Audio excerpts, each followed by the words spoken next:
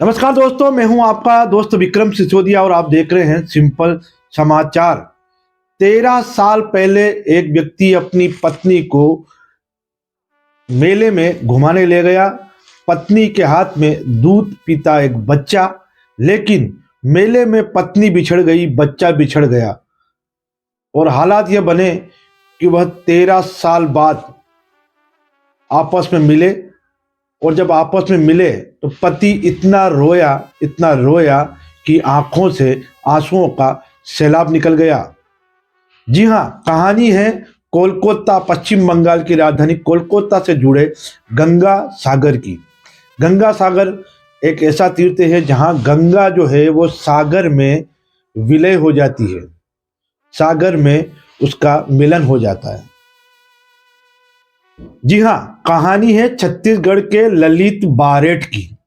ललित बारेट 13 साल पहले अपने दूध पीते बच्चे और दूध पीते बच्चे की माँ यानी उसकी बीवी, जिसका नाम था गुरबारी को लेकर कोलकाता जाता है। मकर संक्रांति का अवसर था।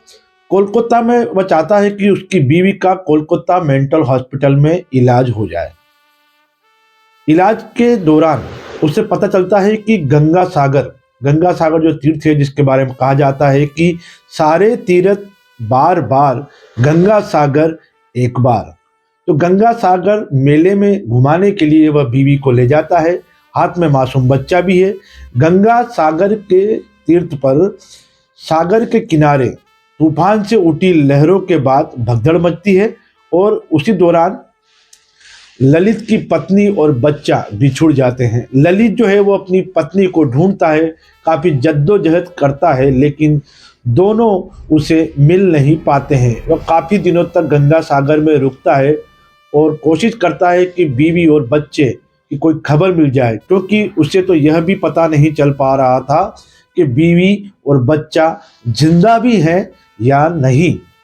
वह लोकल पुलिस थाने में रिपोर्ट करके वापस छत्तीसगढ़ अपने घर आ जाता है। लेकिन अगले साल उसी दौरान मकर संक्रांति के बीच में उसे लगता है कि हो सकता है शायद बीवी और बच्चा मिल जाए। तो वह बीवी बच्चे को ढूंढने के लिए वापस चला जाता है गंगा सागर, लेकिन बीवी और बच्चा उसे नहीं मिलते। फिर तीसरे साल, फिर चौथे साल, लगातार 12 साल तक ललित अपनी पत्नी और बच्चे को ढूंढने के लिए जाता रहता है। एकदम अचानक 13 साल बाद यानी 2024 मकर संक्रांति से पहले जब वो जाने की तैयारी कर ही रहा था, उसे बिलासपुर पुलिस का फोन आता है और उसे बुलाया जाता है।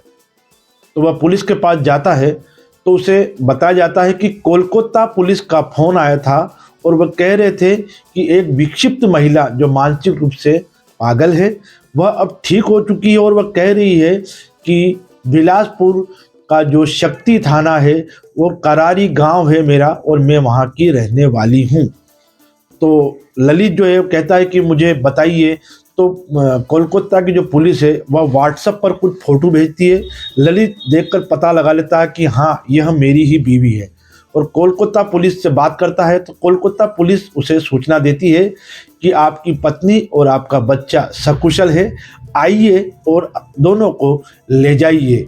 कोलकाता पुलिस की सूचना पर ललित जो है वो कोलकाता पहुंचता है, देखता है सामने एक महिला खड़ी है और सामने उसके साथ में एक 12 से 13 साल का बालक भी खड़ा है।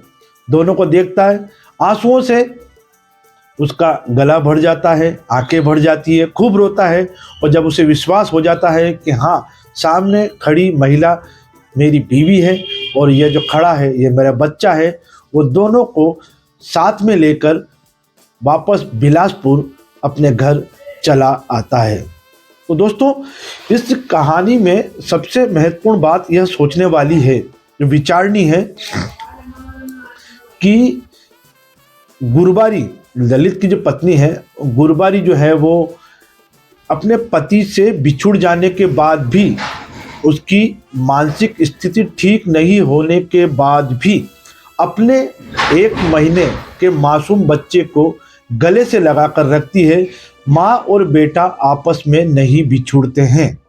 और दूसरी सबसे महत्वपूर्ण बात यह है कि ललित भी 13 साल तक शादी नहीं करता है और उसे विश्वास था, उसे उम्मीद थी कि मेरी पत्नी मुझे वापस एक न एक दिन ज़रूर मिलेगी। तो दोस्तों, कहानी बड़ी रोचक और एक विश्वास वाली है कि भगवान के ऊपर अगर हम विश्वास करते हैं तो भगवान हमारा विश्वास कभी टूटने नहीं देता है। और संयोगवश अभी 22 जनवरी को 500 साल बाद भगवान राम भी रामलला के रूप में अयोध्या में स्थापित विराजित होने वाले हैं। भगवान राम का भी 14 साल का वनवास था।